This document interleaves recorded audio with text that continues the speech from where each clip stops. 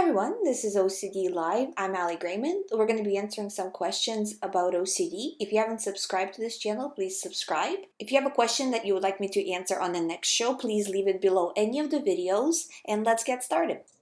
Before we start the show, I just wanted to let you know that now on my YouTube channel, my audiobooks are available for purchase or for rent. And for rent, they are a lot cheaper. So if you kind of couldn't afford or were not sure if you wanted to buy, so this gives you the opportunity to listen to them for a fraction of the price. And like I said, they're available on this YouTube channel. I think you can see it on the sidebar there. So please check those out, and let's get started with the questions. So the first question I have is, hi Ali, when you get over one situation, can OCD bring in another problem? And yes, that happens all the time. And the reason why it happens is because your mind is not actually attached to the specific thought. It's attached to the anxiety.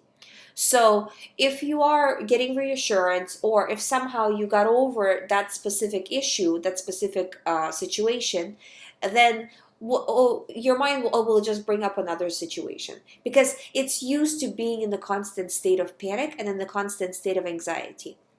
And if you're not dealing with that underlying root, meaning showing your mind that I'm no longer anxious, I don't care, reacting from a position of power, doing all of that, then your mind still stays in the state of fear, and it just brings more thoughts. It doesn't care what the thought is about.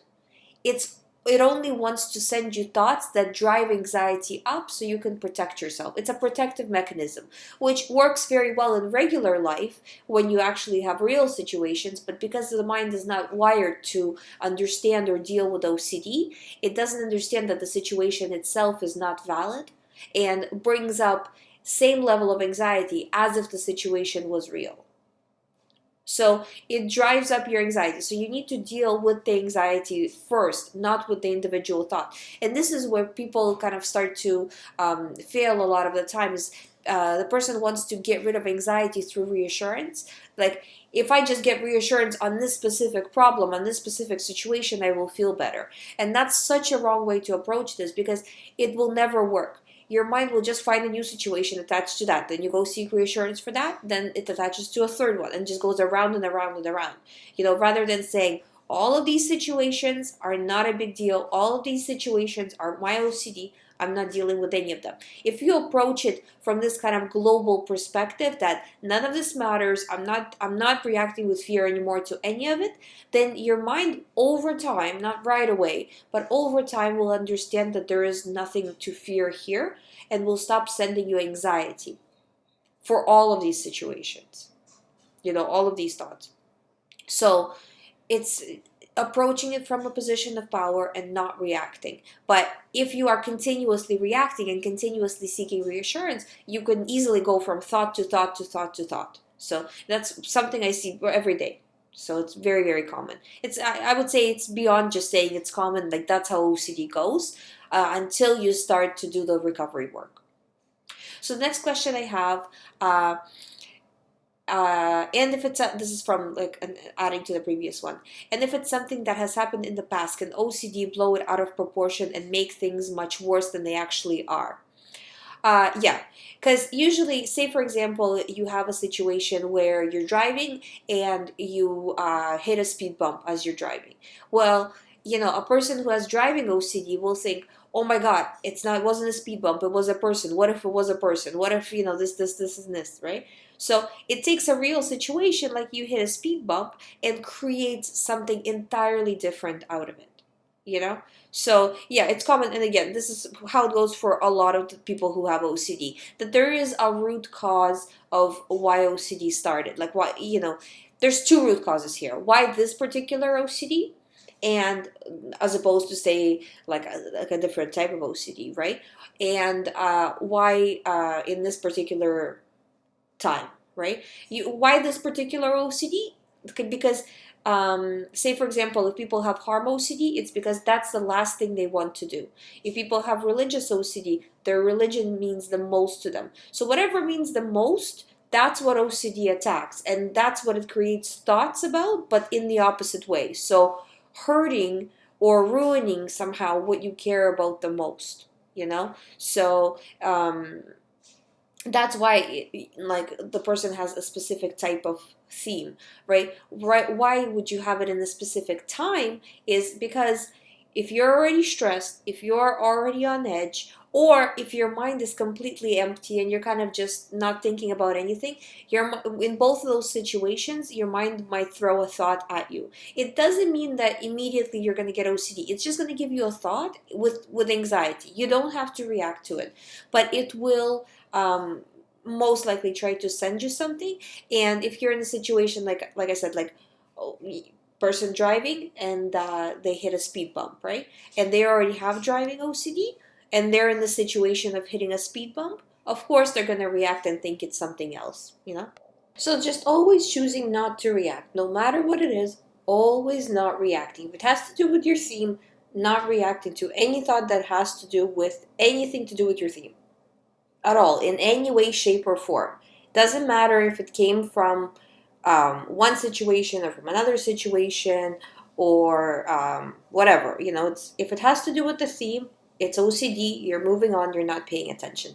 If you take it like that, like globally, rather than trying to dissect every specific situation, you will recover. If you go from situation to situation, then you're just working on solving each specific situation and you're not getting any further in terms of recovery. You need to look at it as they're all the same, they're all OCD, I'm not dealing with any of them.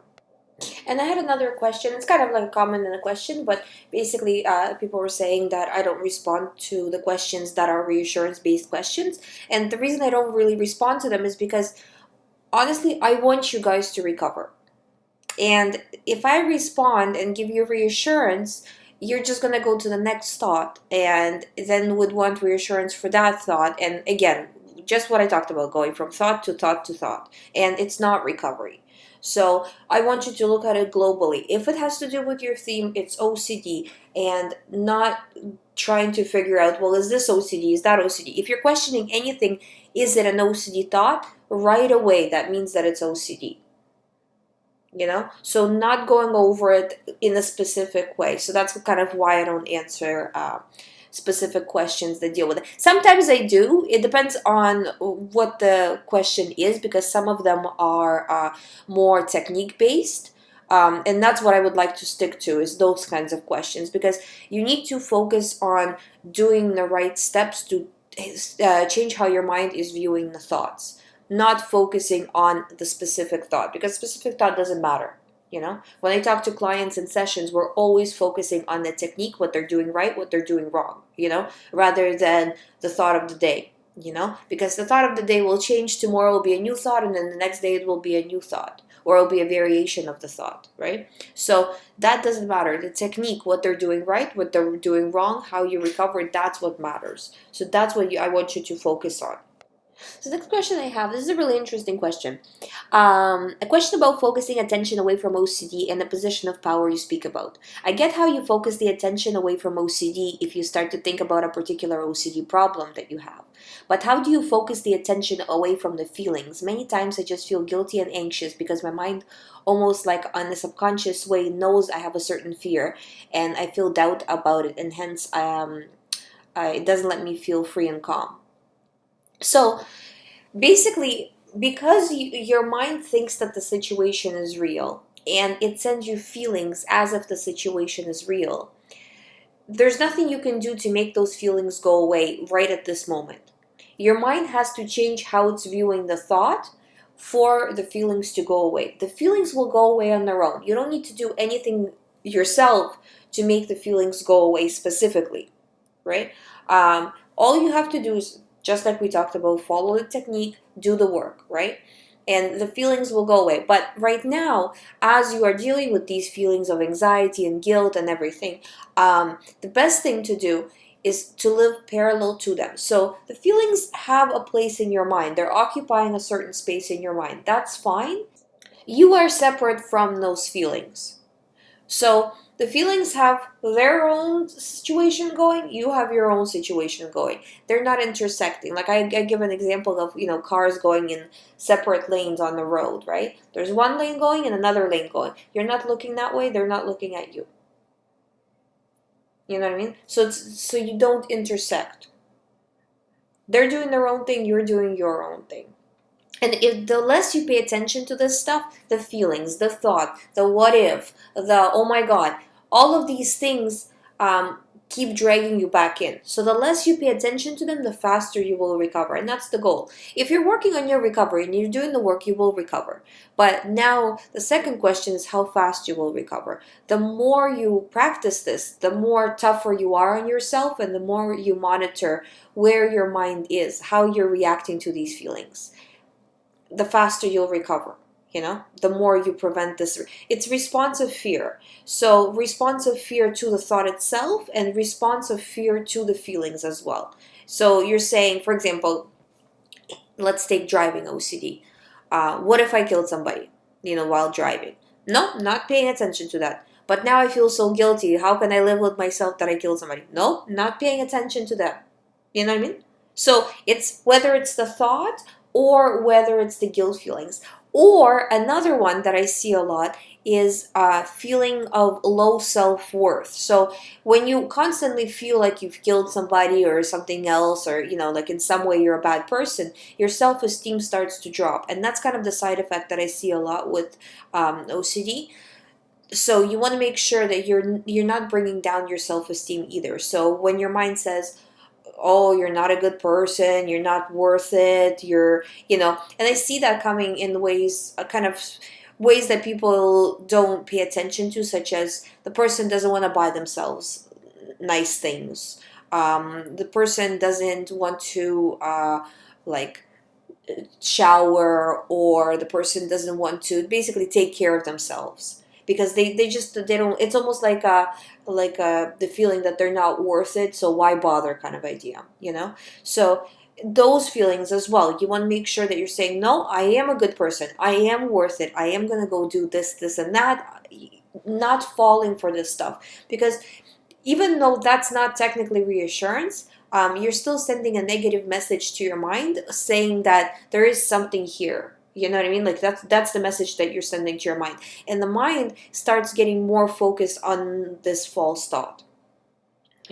So what you need to do is attack it from all of those ways. So it sends you feelings, not paying attention. It sends you, low self-worth stuff, not paying attention. It sends you the thought itself, not paying attention, in every way. So next question I have is, can OCD cause other mental disorders? And as far as I can see, no, it cannot. A common OCD theme is that what if I have some other mental disorder? Or what if it's not OCD? Or what if it's an OCD and some other mental disorder? So if this is the theme that you're experiencing, and if this is the reason why you're asking the question, again, this is your theme. Anything to do with the disregarding. If you feel like, no, now I'm getting a symptom of this or that, again, disregarding it. Because OCD will not cause you to have other mental disorders. So this is an OCD thought, not paying attention to it. If that's the reason, if you're just asking me just to kind of get information, and that's the way you can tell is if you're asking for reassurance or if you're asking just to get information. Because sometimes people get confused. Well, I do need to know this, right? So how do I know? Why am I asking? And the easy way to tell is it giving you anxiety? Is this thought of, can OCD cause other mental disorders? Does that give you anxiety? If it does give you anxiety, then you're asking for reassurance, because you're asking to stop the anxiety, to protect yourself, to reassure yourself, right? If you're asking for information and it doesn't give you anxiety, you were just curious, then it's fine. So always kind of looking what is the root of the thought, and what kind of message are you sending to your mind? Is it a negative message of fear or sadness or anything like that? Then you don't want to do that. But if it's just a message of like, I'm just curious, then that's fine.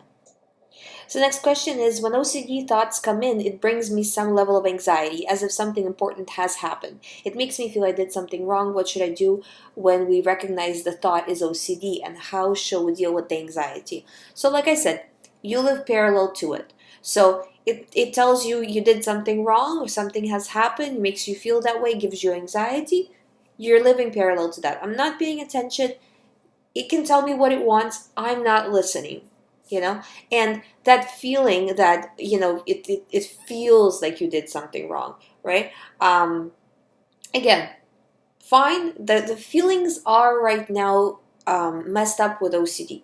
So they're not valid. So everything you're feeling right now, you know, in terms of anxiety and guilt and all of these things, they're not valid. So you can't listen to them and you can't rely on them to be real in any way, you know? They're just feelings that are messed up with OCD. They will get fixed on their own. Until they do, you're not paying attention to them. So they can tell you whatever they want, you're not listening. So next question I have is, when recovering, does it always get worse before it gets better? I still have doubts all the time, but the anxiety isn't as bad. I've been taking driving again slowly. Okay, so this is exactly what should be happening. So the person says it gets worse before it gets better, but the anxiety is not as high, and the person is practicing what they're worried about, which is the driving. So you can see, like, this is what I talk about all the time, is when you start to do exposures, at first your mind will throw more thoughts at you, because all you were refusing, you know, to be put in the situation, or you were very anxious when you were in the situation, and now all of a sudden you're going for it, you know. So you start to go for it, you start to do the exposures and refusing the response. Your mind's like, oh my god, no, you can't do that, this is very dangerous, you have to stop doing that. So but the way it tells you that is by giving you a lot more thoughts in order to get you back to that anxious state. But because you are doing the correct technique, your anxiety doesn't actually go up. So your anxiety is at the same level that it was, and hopefully lowering, right? And it will continue to lower. And this kind of first stage where you're getting a lot of thoughts will stop. But in the beginning, this is kind of the first stage of recovery. So this is very common, and this just shows that you are on the right track. So just what you're doing right now is working. Keep going like this. And you know, I love hearing questions like this, because honestly, just you can see right there that, you know, the person went for it and they're in the process of recovery, and it's great, you know. So it's like, if anybody tells you out there, you know, I don't care who they are, doctors, family members, friends, random people, if that you can't recover, I mean, see, people are recovering all over the place, you know. So like I always say, you know, about 80% of my clients recover. Some recover quicker than others, but about 80% recover, you know. So if somebody tells you, especially if a doctor tells you, oh, you can never recover, then that means that that doctor thinks that you cannot recover, you know. They can't make you recover, but there's other people who can make you recover. You yourself, without anybody else's help, can make yourself recover. You know, just do the technique. Whether you get support with it or not, just do the technique every moment of every day. If it has to do with your theme, not paying attention, moving on all the time. Thoughts come in that you're a bad person, disregard. Thoughts come in that, you know, you feel guilty, you feel this, you feel that, disregard. Anything to do with your theme or the feelings that go along with your theme, disregard. I swear to you, do this, you will recover. So next question I have is, hi Ali, I have harm OCD. It's getting worse with time. My problem is where I live, there aren't a lot of therapists, so I'm researching and reading about it, but I'm all over the place. I have read about ERP, but I don't know how to do it on my own. By the way, I have one theme that is, I'm afraid that what if I go nuts and kill my family? How do I do ERP for that? Okay, so first part of the question is harm OCD. It does get worse over time, because if you are, not necessarily harm OCD specifically, but any type of OCD will get worse over time, because if you are not doing the recovery work, meaning when the thought comes in, there's only two ways you can go about this, right? You can either pay attention to the thought, or you can disregard the thought, right? So you're going to have to do one of those things. So if you are now working on it and disregarding is the harder thing to do, obviously. So naturally you won't, a person won't do it naturally. You know, that's why I say it's actual work. Naturally the person will get reassurance, try to solve it, somehow reduce the anxiety. That's kind of the natural response. And that's where people fall if you don't know that you have OCD, right? Like in the beginning, like when I got OCD, I've never even heard the term OCD. It wasn't as kind of popular in the media or anything like that back then, and I never knew anything about it. So by the time I started to research what OCD is, I was already, doing reassurance 24 hours a day and just really, really bad self-reassurance, like trying to figure things out, all of that. So it's when you're not doing the right techniques, when you're taking kind of the easy way out by doing the reassurance, you are getting worse. And that's the natural way to do things. Like if in the real situation, right, in real life, if you get anxious over something, you get reassurance. But because this is an OCD situation and it's not real, you have to do the opposite of doing reassurance. But in real life, you do reassurance, and that's why it's so comfortable and so feels so natural to get reassurance in whatever way. Avoidance, reassurance, like I'm just kind of using reassurance as a blanket term. So if you are not doing the work over time, that means most likely you're seeking reassurance over time, and that's why people get worse. And that doesn't matter what kind of OCD you have. That's what I see. That's how people fall into the trap. If you knew from the beginning what OCD is, how to react correctly, you would have never fallen into it. You would have got that first thought and disregarded it, and that would have been it. You would have never developed OCD, right? So that's just generally what happens. In terms of not having any therapists where you are, welcome to the club. This is why I'm doing this channel. This is what it is. There's same thing here. And I'm talking to people all around the world, and it's pretty bad. The situation is pretty bad everywhere. There are qualified people out there, but they're so few and far between. And for one person that knows what they're talking about, there's like 100 that don't.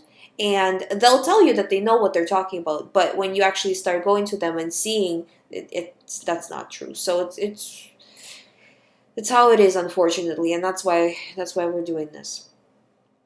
The next question is about the ERP, that you weren't sure how to do ERP. What you're experiencing is harm OCD, saying like thinking, what if I kill my family? What if I kill people? All this stuff. So right away, this is a what-if thought that has to do with harm. It's OCD. I'm disregarding anything to do with this thought of killing people, killing your family, whoever, is OCD. You're not paying attention to any of it. Doesn't matter in what shape or form it comes in. Doesn't matter what the details of thought of the day is, It can be this, it could be that. But if it has to do with this general theme, you're disregarding it. You're also disregarding the guilt or the anxiety. You're also not avoiding spending time with your family, because a lot of people fall into that where, from having whatever kind of thoughts about this person, I don't want to spend time with that person because it brings on more thoughts. So you don't want to do that, because that's a really common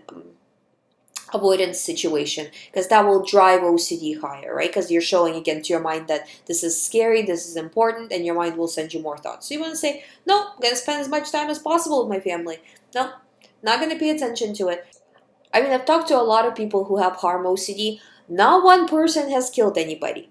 And it's not even on the records anywhere that somebody who had OCD about the specific problem actually had that problem, Say, if a murderer has OCD, they'll have OCD about a totally different subject. Because, you can't both be really scared of something and be doing that, So if you are having thoughts of, oh my God, the worst possible thing I could do is cause harm to my family. What if I cause harm to my family or something like that, right? Like how realistically, you would never do it, It's like a person who's cleaning all day, getting some sort of germs or something like that. Like, that doesn't happen, So trust me when I say, and I don't want to, it's kind of a fine line because I don't want to give you reassurance, but I just want you to understand that in order to do the work, in order to recover, you have to do the work, You're not putting anybody in danger by doing the work, but you do have to do the work. So every time the thought comes in, this is OCD, it has to do with harm, it has to do with my family, this is my typical theme, I am disregarding. and just going through it like that over and over and over again. This is going to be a repetitive thing, where you can get these thoughts every moment of every day. And every moment of every day that you get these thoughts, you have to say the same thing. I'm disregarding, I'm moving on. Try not to say it exactly the same every time so you don't kind of develop a compulsion of saying the same thing, but basically going through the motion of disregarding and refocusing your attention back on your real life. So your attention got focused on the thought when a new thought came in. Okay, for a second, now I'm moving back to my real life. So I'm not solving it, I'm not trying to figure it out, I'm moving on. And if you're looking to get additional help for OCD, and to help you go through this situation, you can always sign up for the recovery program on youhaveocd.com with me, right? So that option is there. So the additional question to this, if ERP for harm OCD doesn't work, what will? If there's anxiety about the idea, does it work? There's anxiety with any type of OCD. Does ERP, what if it doesn't work for OCD? It will work for OCD. So that's the only thing that works, and it works, if you do it, it works 100% of the time. There's no way, I know people don't want to talk in absolutes, but really this works for absolutely anybody in any type of OCD. Do ERP and you will recover, but you have to do the ERP properly. So meaning exposure, which is in your situation, the thought of, what if I kill my family, right? Because with PRO, the actual thought is the exposure, right? Which is what you're having is PRO harm OCD, pure obsessional, meaning that there's not a lot of compulsions that, anyways, you asked me about. So with thoughts that are, with OCD themes that are just thought-based, they're not physical, not like cleaning or checking or things like that, that they're just thoughts in your mind. The exposure is the thought. The response prevention is seeing the anxiety come in but not reacting with more anxiety. Like, yeah, I'm feeling a little bit anxious. Who cares? I'm getting thoughts of guilt again. Who cares? I feel like I'm not worth it. Who cares? This is all my OCD. It's the same thing as if you have a cold and you start to get worried about every single symptom while you have a cold. Why am I having runny nose? Why my throat hurts? Why am I whatever? It's because you have a cold. So same thing with this. You're feeling guilty, you're feeling anxious. It's because you have OCD. It will go away as soon as you, well, not as soon, but it will go away as you start to do the recovery work. But very important point is it won't go away instantly as soon as you start to do the recovery work. So it will go away slowly, because just like your mind slowly over time learned that the situation is important to you, it will take a while to undo that. By a while, I don't mean a long time, but usually when I talk to clients, it takes about a month to 2 months to feel significantly better. And then, maybe another few months, maybe another 1 or 2 months to fully recover. If you're doing it on your own, I can't really give you a time estimate, because it really depends on how hard you push yourself in terms of recovery. Like, I push my clients pretty hard in terms of recovery, because you need to, you need to do that in order to recover. And what is the point of you suffering longer,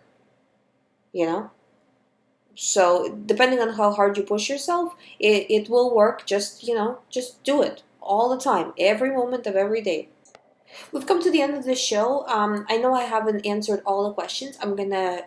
I know I've said the last 3 shows that I'm going to do a part 2, but I will do a part 2 this time, and you should expect it in the next day or so. So all your questions will get answered in that one, and I'm already starting recording on it, so it will happen this time. If you need more information, please visit youhaveocd.com. There's a recovery program there with me. There's ebooks, there's articles, there's lots of information to help you recover. There's also lots of information on this channel to help you recover. Now we also have audiobooks and for rent or to purchase on this channel. So if you weren't sure, or if you didn't want to pay the full price of the book, this gives you an opportunity to get the information for a fraction of the cost. So you can check it out somewhere within my channel on YouTube. So thank you so much for watching, and I'll see you in part 2.